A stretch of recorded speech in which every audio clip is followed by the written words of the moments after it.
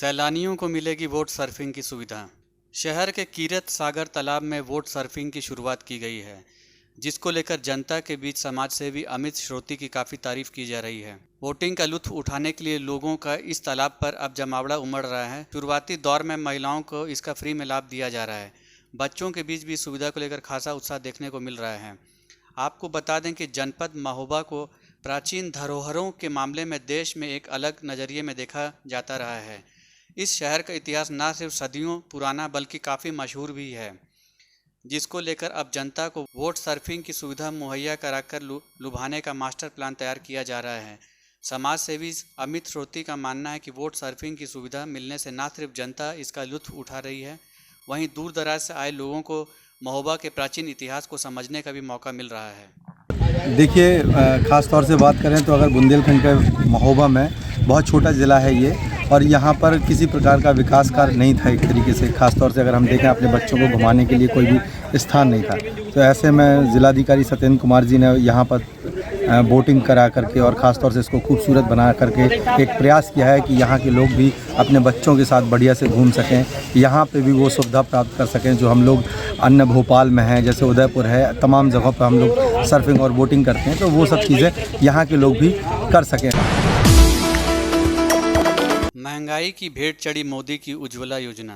5 साल पहले उज्ज्वला योजना की शुरुआत यूपी में विधानसभा चुनाव से पहले हुई थी। एक तरफ तो प्रधानमंत्री के ड्रीम प्रोजेक्ट में शामिल उज्ज्वला योजना महिला पात्रों को चूल्हे के दोहे से निजात दिलाने के लिए थी, तो वहीं दूसरी तरफ इस योजना पर महंगाई की मार पड़ रही है। पहली बार पात्रों ने योजना का लाभ छुपा लिया, लेकिन क्या मुफ्त में सिलेंडर पाने के बाद दोबारा महंगी गैस भर आने का पैसा जनता के पास है? आखिर योजना का लाभ पाने वाली महिलाओं के चौके में दोबारा फिर धुएं वाले चूल्हे की एंट्री क्यों हो गई?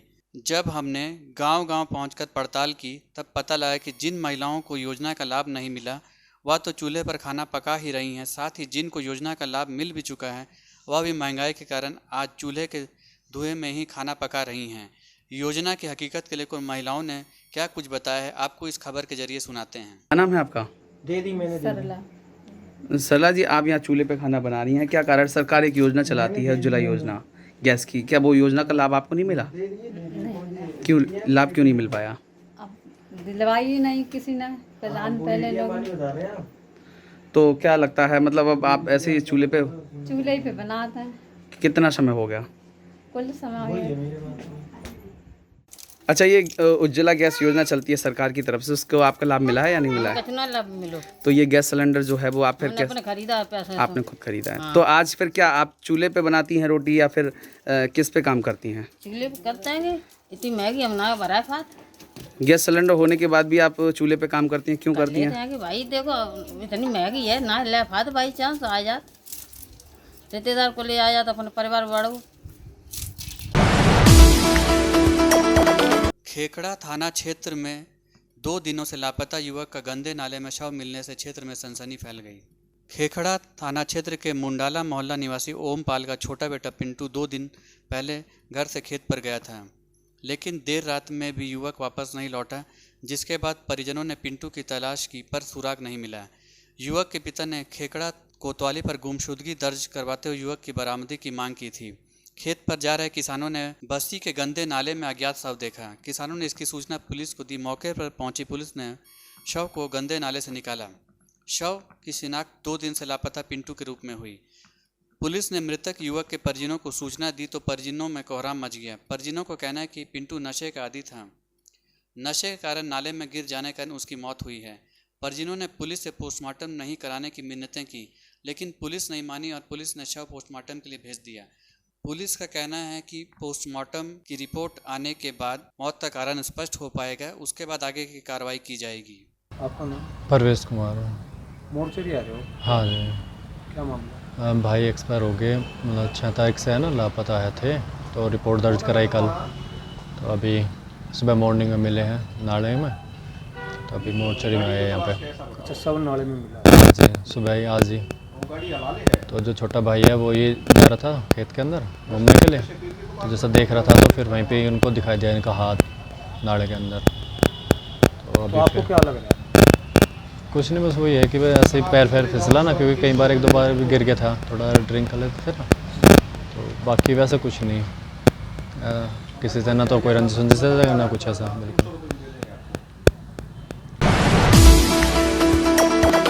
सड़क चौड़ीकरण को लेकर पब्लिक का फूटा गुस्सा, रोड नहीं तो वोट नहीं के लगे नारे। स्थानीय जनप्रतिनिधियों के खिलाफ भी जमकर हुई नारेबाजी। बीच रोड में बैठकर सड़क चौड़ीकरण की मांग। काफ़ी लंबे समय से खराब है सड़क, कई बार अनुरोध के बाद भी आज तक नहीं हुआ निर्माण। पीडब्ल्यूडी और मंडी समिति के खिलाफ भी जमकर नारेबाजी। भोजीपुरा थाने क्षेत्र के आटा मांडा से धौरा टाड़ा रोड चौड़ीकरण की कर रहे स्थानीय निवासी मांग।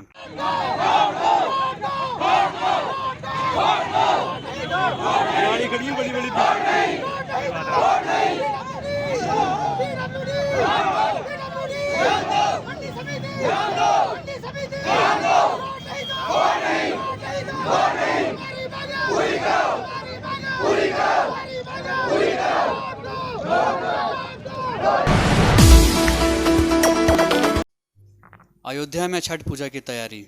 एक समय था जब छठ पूजा मुख्य रूप से बिहार, झारखंड और पूर्वी उत्तर प्रदेश में मनाया जाता था, लेकिन अब लगभग पूरे भारतवर्ष में यह त्यौहार प्रमुखता से मनाया जाने लगा है। इसी कारण इसकी न सिर्फ भारत में बल्कि विश्व पटल पर एक अलग ही पहचान बन चुकी है। 4 दिनों तक मनाए जाने वाले आस्था के इस पर्व की शुरुआत उगते और डूबते सूर्य की आराधना के साथ होती है।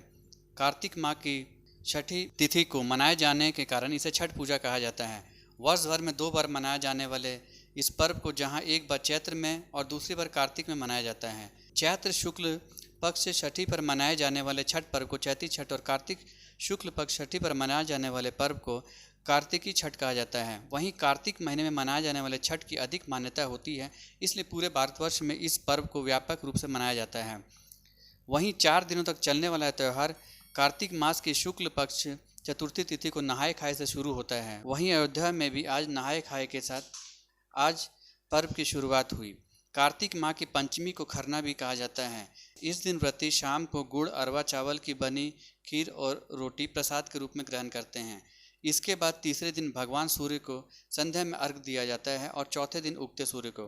खास बात यह है कि खरना के दिन शाम में प्रसाद ग्रहण करने के बाद से करीब 36 घंटे तक यानी उगते हुए सूर्य को अर्घ देने तक व्रती यह व्रत निर्जला करते हैं। इन 4 दिनों में व्रतियों के लिए प्याज, लहसुन या किसी तरह का मांसाहारी भोजन वर्जित रहता है। छठ पर्व की तैयारी अयोध्या में भी जोरों पर है।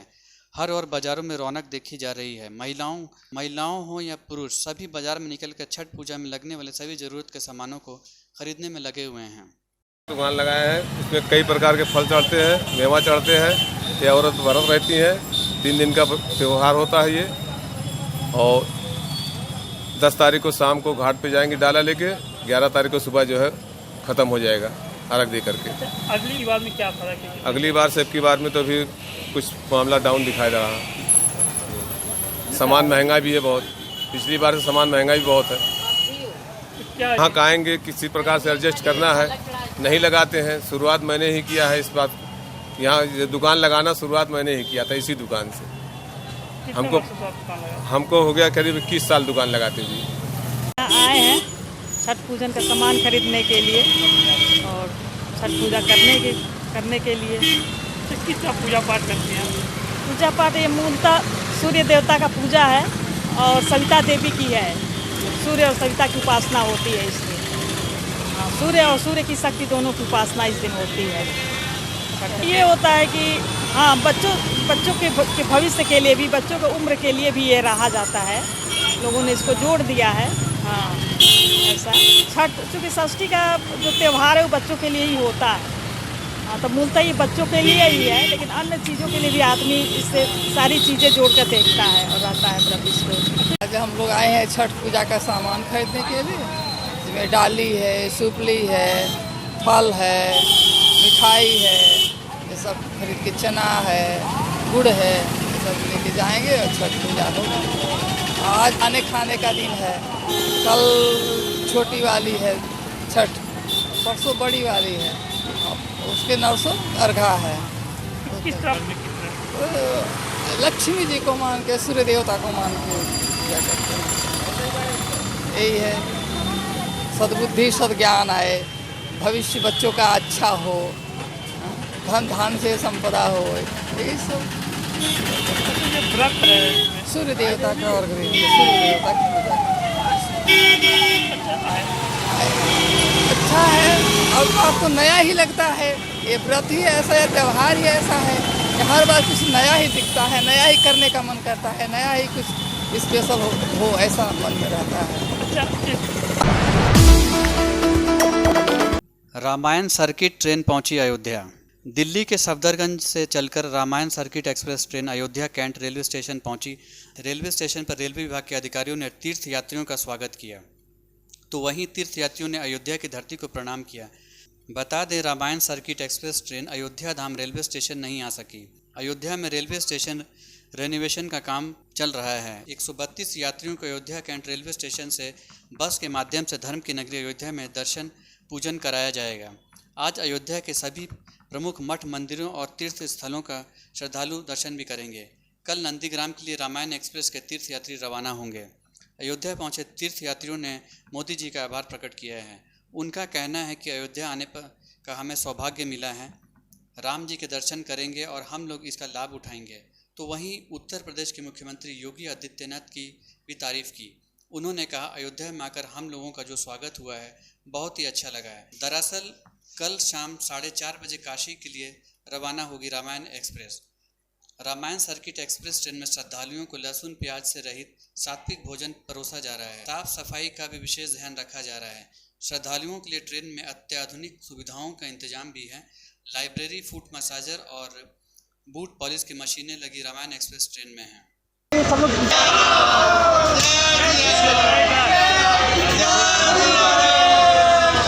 रामायण एक्सप्रेस चलाई है सरकार ने, इससे कितनी खुशी है, क्या कहना चाहिए? बहुत खुशी है। हम उसका मतलब क्या रहे हैं, शब्दों में बयान भी नहीं कर पाते, इतनी अधिक हमें इसके लिए खुशी हो रही है। और हमें पहला अवसर जो शुरू हुआ है इस यात्रा का, और हमें इसके लिए अवसर प्राप्त हुआ है, हम इसके लिए अपने आप को सौभाग्यशाली मानते हैं।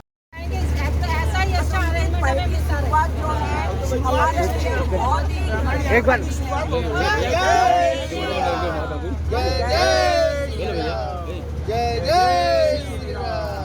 मोदी जी का बहुत बहुत आभार है कि आज हमें ये सौभाग्य मिला है, जिसकी वजह से हम यहाँ अयोध्या आए हैं और रामचंद्र जी के रामलला के दर्शन करेंगे और उसका लाभ उठाएंगे। प्रदेश की योगी सरकार योगी जी के यहाँ आने के बाद भी हमारा अयोध्या में जो स्वागत हुआ है बहुत अच्छा लगा हमें।